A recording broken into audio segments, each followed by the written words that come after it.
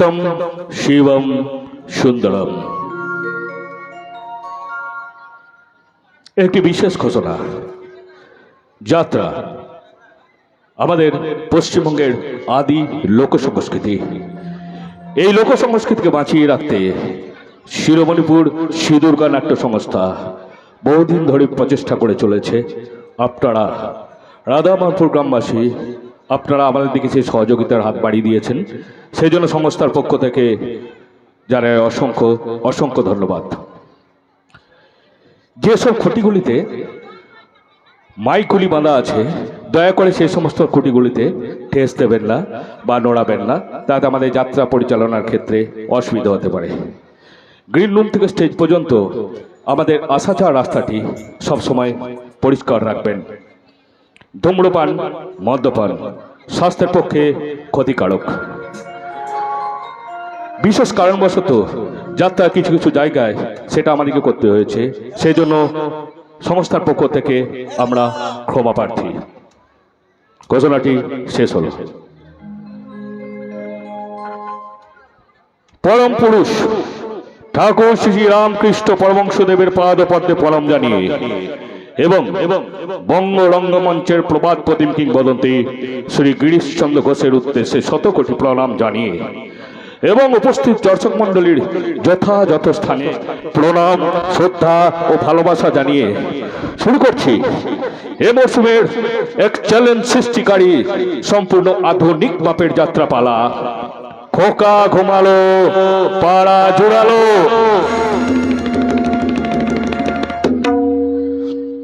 রচনা স্বর্গীয় শ্যামল Chakraborty.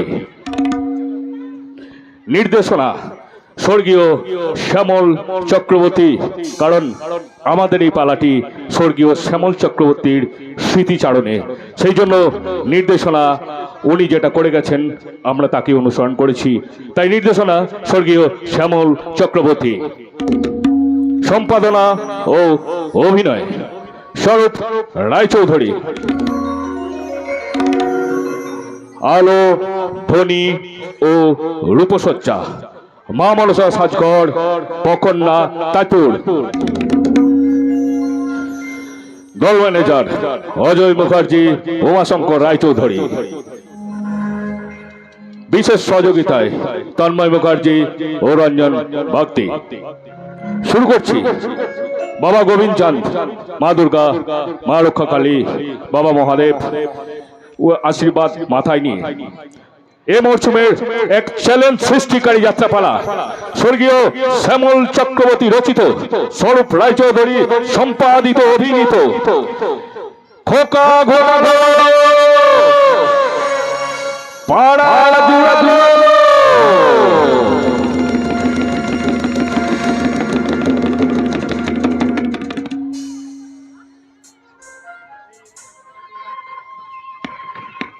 Good morning উত্তম বাবু। আরে good morning দিগম্বর বাবু, good morning. তা উত্তম বাবু, আজ এত বেলা হয়ে গেল, এখন শশাঙ্ক বাবু আসছে না কেন? দেখুন সারা রাত ট্যাক্সি চালিয়েছে, তাই ঘুম ভাঙতে দেরি হয়েছে, এখনই চলে আসবে হয়তো। এই তো শশাঙ্ক বাবু চলে এসছে। তা বলুন শশাঙ্ক বাবু কেমন আছেন? আর কেমন আছে ভাই? দিনের পর দিন ট্যাক্সি চালিয়ে শরীরের যে অবস্থা। আরে আমারও তো তাই, সারাদিন ওই কম্পিউটারের সামনে চেয়ারে বসে বসে চোখ আর পিঠ একদম খারাপ হয়ে যাচ্ছে। তাই তো ভোরবেলায় এই শুদ্ধ বাতাসের মধ্যে সবুজ ঘাসে মর্নিং ওয়াক করা খুব প্রয়োজন। দিগম্বর তো আমাদের মতো এত সমস্যা নেই, এত বড় হোটেলের মালিক, এত টাকা পয়সা। আচ্ছা দিগম্বর, তুমি একটা কথা বলো তো ভাই, এই এত বড় হোটেলটা তুমি একাই কি করে সামলাও? আরে না না না না, আমার খুব একটা দেখাশোনা করতে হয় না। হোটেলে সানিয়া বলে একজন ড্যান্সার আছে, আর নন্টে বলে একজন অ্যাসিস্ট্যান্ট আছে, ওই তারাই দেখাশোনা করে আর কি। আর হোটেলে না ওই সানিয়া বলে ড্যান্সারটা আর ওই নন্টে এত নাচ গান করে মাতিয়ে রেখেছে, ওই দেখুন।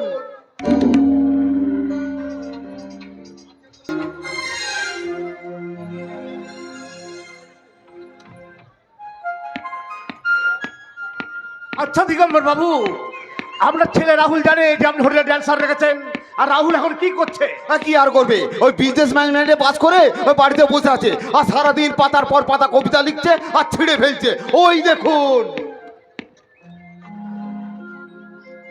শরীর তুমি কেমন আছো? খেয়েছো সকাল থেকে? কার জন্য করছো সব ব্রত উপোস রেখে?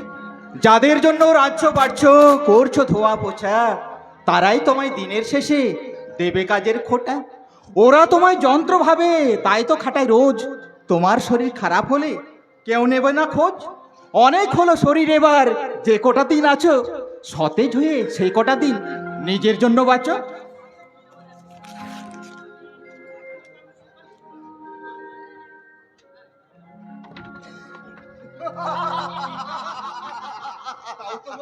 এবার বলুন তো আপনার দিশা এখন কি করছে? কি আর করবে, গ্র্যাজুয়েশন পাস করে এখন ক্লাব আর ব্যাডমিন্টন খেলা নিয়ে ব্যস্ত। এই দেখুন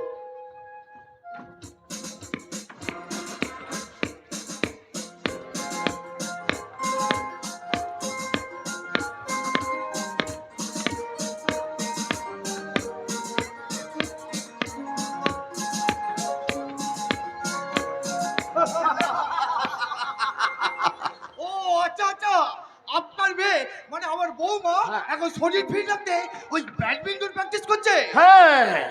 আচ্ছা শশাঙ্ক বাবু, আমার মেয়ের শাশুড়ি মানে আপনার স্ত্রী এখন কি করছে? কি আর করবে, ঠকা হবে, বিহার থেকে বাড়ি ফিরবে, সে আপনার বসে বসে ঠাকুরের নাম গান করছে।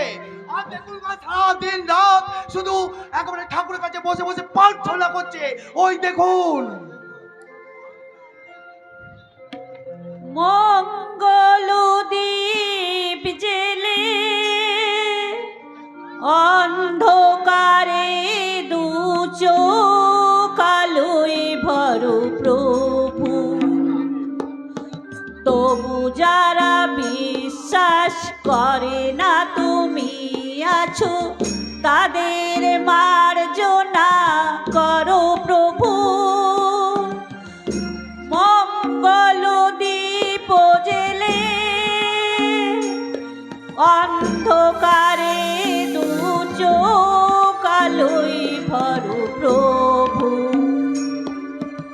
তবু যারা বিশ্বাস করে না তুমি আছো তাদের মার্জনা করো প্রভু।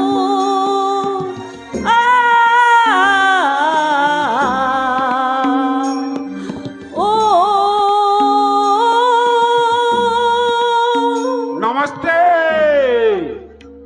নমস্তে। নমস্তে সাবিত্রী দেবী। কেন আমাকে দেখে কি চিনতে পারলেন না? আরে ওসব কথা সবাই বলে, আমাদের মতন শুদ্ধ সেটা বাড়িতে এলে এ কথা বলবে, এটা আমার খুব ভালো করে জানা আছে। আরে কি আর বলবো বলুন, আপনার স্বামীকে তো ফোন করলে ফোন ধরে না, আর বাড়িতে তো দেখাই পাওয়া যায় না। তাহলে আমি আমার টাকা নিয়ে কার সঙ্গে কথা বলবে একবার বলতে পারেন?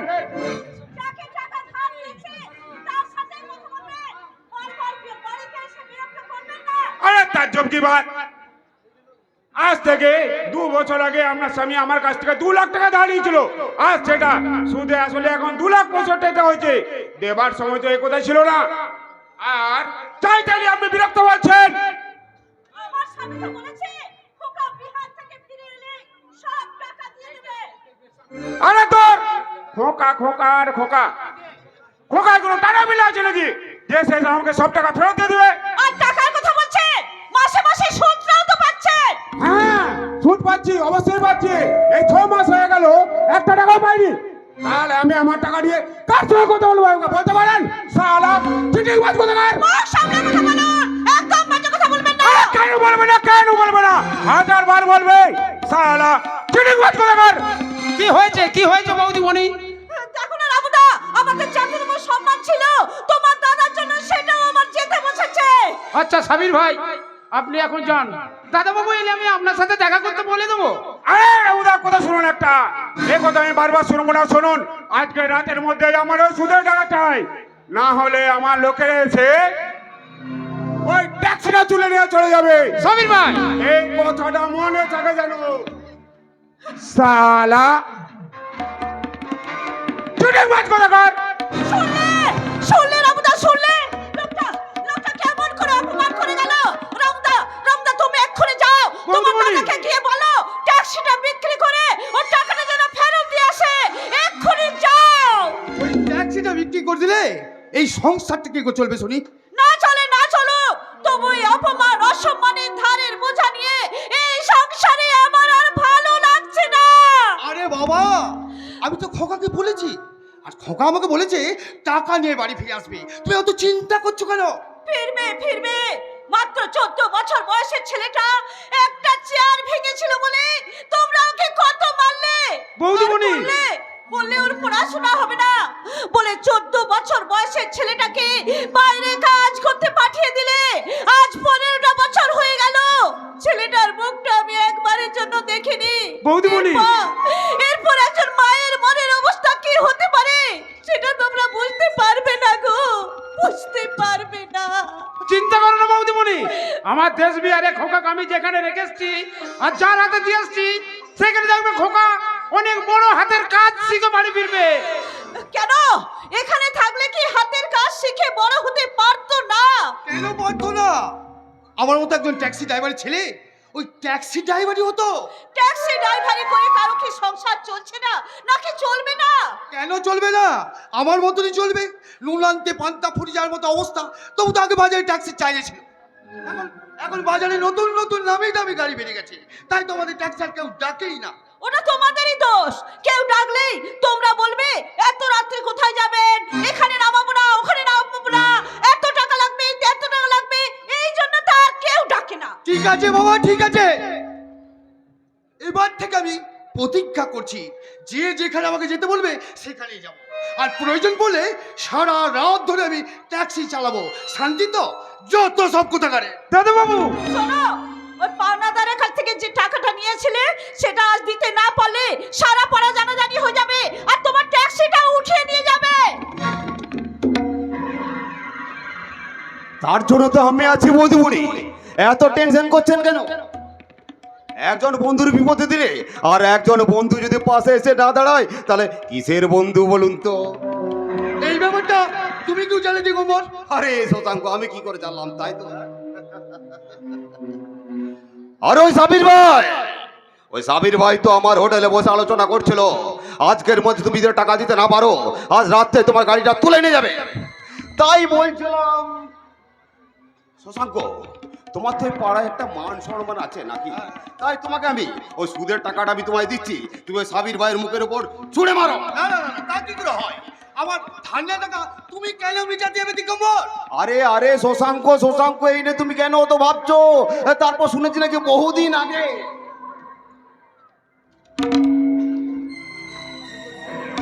ওই উত্তম বাবু মেয়ে দিশার হঠাৎ রাতে শরীর খারাপ হয়, তুমি নিজের গাড়ি করে তাকে হসপিটালে ভর্তি করেছিলে, এমনকি তোমার নিজের শরীরে রক্ত দিয়েও তাকে নতুন করে জীবন দান করেছো। আর সেই থেকেই তো উত্তম বাবুর মেয়ে দিশার সাথে তোমার ছেলের খোকার দত্তা করিয়েছ। তাই বলছিলাম এই খবরটা যদি পাড়ায় সবাই জানাজানি হয়ে যায় তাহলে তোমার সম্মানটা কোথায় নামবে একবার ভেবে দেখেছো শশাঙ্ক? কথাটা কিন্তু ভাই তুমি একদম ঠিক বলেছো, কিন্তু আরে কোনো কিন্তু নয়, শুধু আমার একটাই শর্ত। শর্ত শর্ত কি শর্ত? কিসের শর্ত? আরে শর্তটা তেমন কিছু নয়, শুধু তোমাদের একটাই কাজ করতে হবে, যাতে ওই খোকার সাথে দিশার বিয়েটা না হয় সেই ব্যবস্থাটাই করতে হবে। না না না না না না, এ হয় না, এ একদম হয় না। এই তো কদিন আগে বিহারে গিয়ে খোকাকে আমি দিশার ফটো দিয়ে এসেছি, আর সেই দিশা দিদিমণির ফটো দেখে খোকার আমাদের খুব পর্যন্ত হয়েছে। রামো,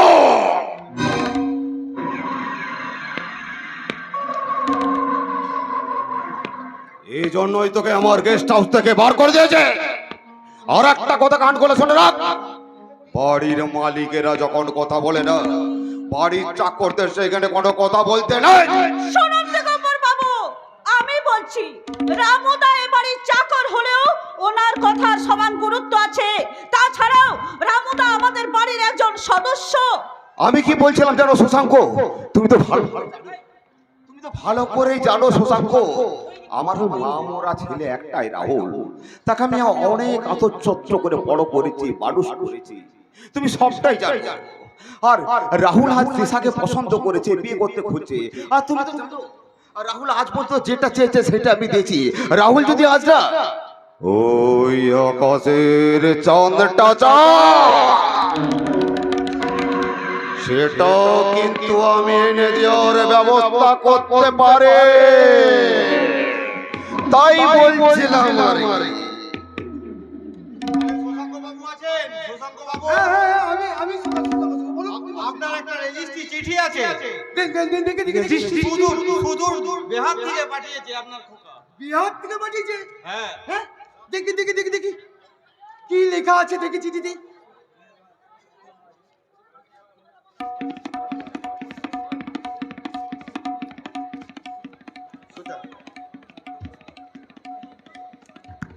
বাবা ও মা, আশা করি ঠাকুরের কৃপায় তোমরা ভালো আছো।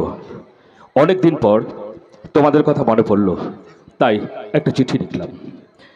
শুনলাম বাজারে নাকি তোমাদের কিছু দেনা হয়ে গেছে, তাই এই চিঠির সাথে একটা ব্যাংক ড্রাফট পাঠালাম।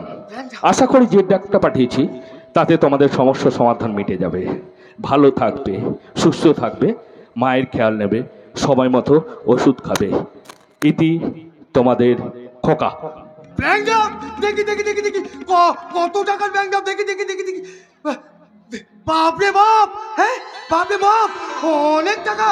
হ্যাঁ দেখো সাবিত্রী, আমাদের খোকা 2,65,000 টাকার একটা ব্যাংক ড্রাফট পাঠিয়েছে।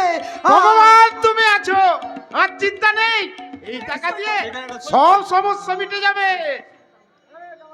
রামো, হ্যাঁ বাবারে বাপ, হ্যাঁ দেখো, হ্যাঁ কত টাকার ব্যাংক? অনেক টাকার ব্যাংক ড্রাফট। আর চিন্তা হবে না আমাদের দিগম্বর বাবু, আর দেরি করে লাভ নাই। রামুদা, তুমি যে কথাটা দিগম্বর বললে তুমি ক্ষমা চাও। আর শোনো দিগম্বর, একটা কথা ভাই শুনো, খোকা যে টাকাটা পাঠিয়েছে না, সেই টাকাতেই আমার সব সমস্যা মিটে যাবে।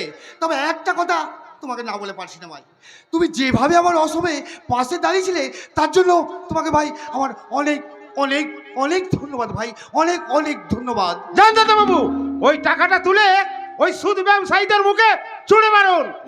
দাঁড়াও রামদা, এত আনন্দ পাওয়ার কিচ্ছু নেই। আমাদের যে 2,65,000 টাকার দরকার, সেটা খোকা জানলো কি করে? আহ, সেটা আমি জানবো কি করে? এত টাকার ব্যাপার। রামদা, কালকেই তুমি বিহার থেকে আমার খোকাকে ফিরিয়ে নিয়ে এসো, আর বলবে ওর মা ওকে ডেকেছে।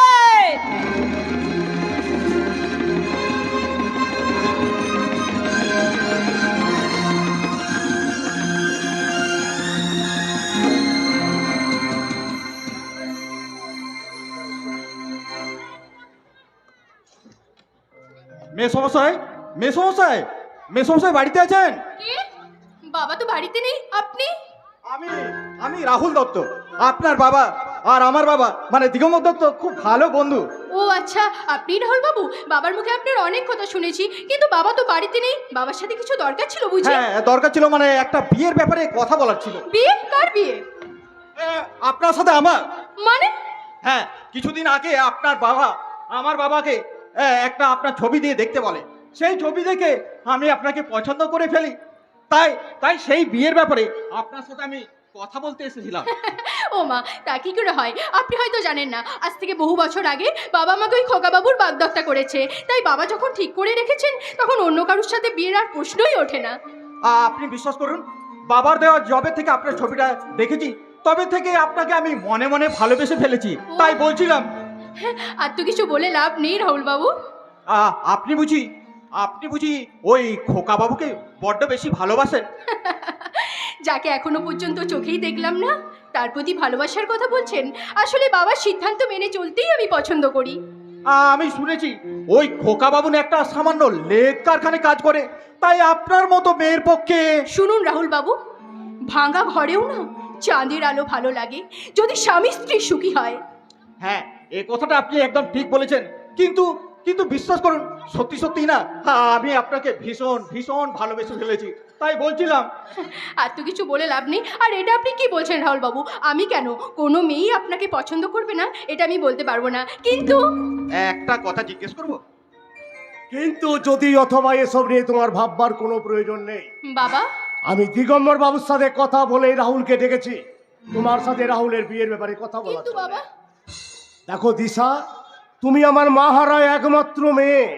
ছোট থেকে তোমাকে অনেক আদর যত্ন করে আমি মানুষের মতো মানুষ করেছি। আশা করি আমি যা বলবো তুমি সেটা শুনবে। তাই বলছি, দেখো দিশা, আজ থেকে বহু বছর আগে আবেগের বশে কথা আমি দিয়েছিলাম, এটা ঠিক। কিন্তু অতীতের সাথে এখনকার বর্তমানকে আমি কোনোভাবেই মেলাতে পারবো না। আমি একজন ব্যাংকের ম্যানেজার। তোমার বিয়েতে যখন আত্মীয় স্বজনরা সবাই আসবে, তখন তাদের সামনে আমি কি করে মুখ দেখাবো বলতে পারো? তারা সবাই যখন আমাকে জিজ্ঞাসা করবে যে আপনার জামাই কি করে, আমি কি করে বলবো যে আমার জামাই একটা সামান্য লেদ কারখানায় কাজ করে? বাবা! পারবো না দিশা মা, এই কথা আমি বলতে পারবো না। কিন্তু কিন্তু বাবা, তুমি যে বলেছিলে আজ থেকে বহু বছর আগে তুমি নাকি আমাকে খোকা বাবুর বাগদত্তা করেছো, তাহলে সেটার কি হবে? কি হবে না হবে সেটা তোমাকে ভাবার দরকার নেই। দেখো দিশা, আমি একটা বাবা হয়ে তোমার কিছু ক্ষতি হোক, তোমার সারা জীবনটা কষ্ট করে কাটুক, এটা আমি কোনো মতেই মেনে নিতে পারবো না। তাই বলছি, আমি এখন অফিসে যাচ্ছি। যাবার সময় তোমাকে একটা কথা বলে যাচ্ছি, আমার কথা যেন তোমার বারবার মনে থাকে। তুমি যেন বিয়ে করতে ভুল করো না। বাবা! তাই তাই আমি আসছি এখন মা, আমি এখন আসছি। তাহলে এবার কি করবেন? কি আর করব, বাবার সিদ্ধান্তটাই মেনে নেব। আসলে বাবা তখন আমাকে যে কথাটা বলেছিল আমি আপনাকে সেটাই বলেছি। এখন বাবা যখন চান আপনার সাথেই আমার বিয়েটা হোক, তাহলে সেটাই হবে। না না না না না মানে? না মানে এবার থেকে আমরা দুজনকে আর আপনি বলবো না। এবার থেকে আমরা দুজনকে তুমি বলে ডাকবো। জানো দিশা, তোমাকে দেখার পর থেকে আমি মনে মনে অনেক স্বপ্ন দেখেছি। এবার সেই স্বপ্ন যেন সত্যির পথে ধীরে ধীরে এগোচ্ছে। জানো রাহুল, বাবার জন্যই না ওই সিদ্ধান্তটা মেনে নিতে আমি বাধ্য হয়েছিলাম। কিন্তু তোমাকে বাবার আশায় আমার মনটা খুশিতে ভরে উঠছে। আর কি বলতে ইচ্ছে করছে জানো? কি বলতে ইচ্ছে করছে? আমার স্বপ্ন যে সত্যি হলো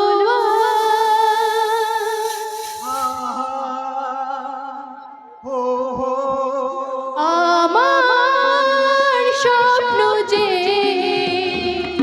সত্যি হলো কাছে এলো এতদিন দূরে ছিল যে রঙে রঙে জীবনে ভরে দিল সে আমার স্বপ্ন যে সত্যি হলো